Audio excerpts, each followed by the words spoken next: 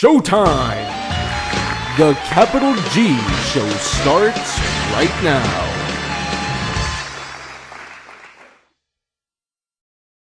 What's up YouTube, Capital G here, talking about the new card Stardust Warrior in this video. For those of you guys who are like, what the hell are you talking about? I've never heard of this card. Well, basically in Japan, there is a new structure deck set to be released in less than 2 months. December 6, 2014 is the exact date. It's called Synchron Extreme. As you can imagine, it's based around Synchro Summoning, the whole 5Ds era that they're pushing kind of right now with Legendary Collection 5Ds in the TCG and obviously Synchron Extreme in the OCG. And that structure deck has a lot of the old favorites like Quickdraw Synchron and Junk Warrior, you know, a whole bunch of 5D favorites and stuff, but it also has a bunch of new cards as well.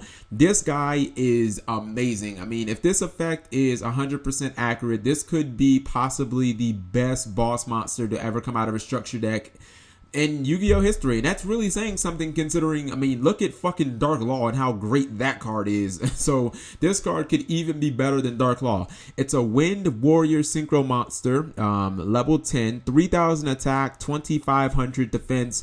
If I'm not mistaken, I think that that's the same exact stats as Stardust Assault Dragon. So I think, or Stardust Assault Mode, whatever it's called.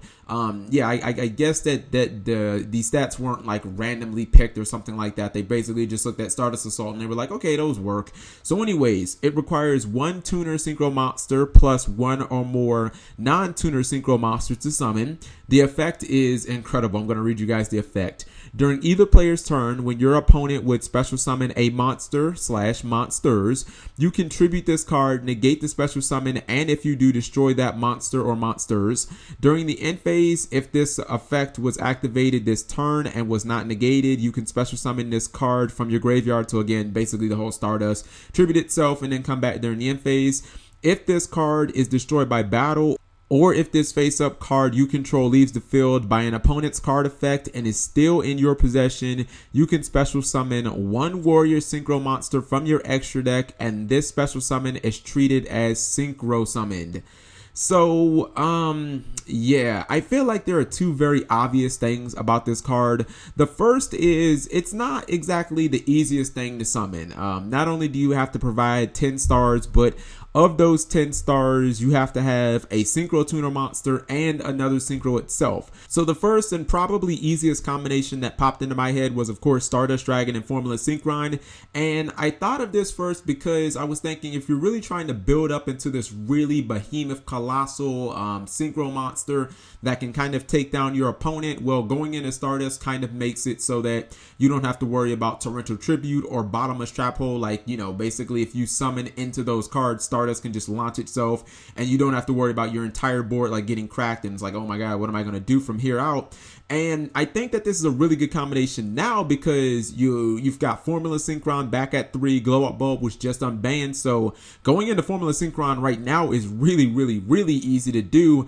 And summoning Stardust Dragon, when you really think about it, it's basically the same exact thing. It's the same exact process as summoning Shooting Star Dragon. So it's not the hardest thing in the world. Real talk, when I was playing Karakuri Machina Plant at a 7-round regional, this is the one where I got 9th place, I actually summoned Shooting Star Dragon about 2 or 3 times in that event, and this was without Soul Charge or any of that. So actually this card isn't that difficult to summon. The second thing that's very obvious about this card is if you manage to get it out on the board, it's basically fucking broken. And not just talking about the built-in Thunder King Ryo effect, so your opponent just like no inherent special summons, no Xing, no pendulum summoning, no synchro summoning. So basically you're gonna have to take down this card without using any of that, because if you try any of those things, I'm just gonna launch my Stardust Warrior, you're gonna go neg, and then my Stardust Warrior is just gonna return during the end phase. But what really took this card over the top is the last effect. If Stardust Warrior leaves the field because of your opponent, whether that be a card effect or battle, it's basically the same exact condition that's built into Fire and Ice Hand. You can special summon a Synchro Monster that has Warrior in its name from the extra deck, and it's considered to be Synchro Summoned. I mean, I looked at that effect and I honestly couldn't believe it. I was like, okay, this must be something that like got messed up in translation, because that's just freaking insane.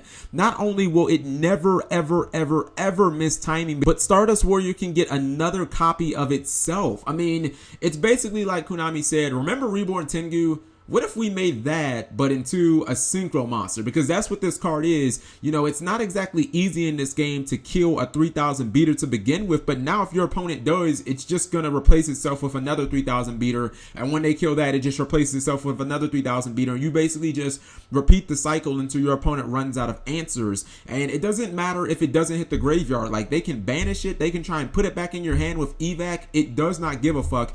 It just has to leave the field and it will automatically trigger. Outside of cards like Dark Arm Dragon and Judgment Dragon, which can almost infinitely kind of blow stuff up, I really can't think of any great answers to this card that we don't already, you know, main deck. Like, obviously Vanity's Emptiness and Solemn Warning, but those are cards that you're probably already running anyways.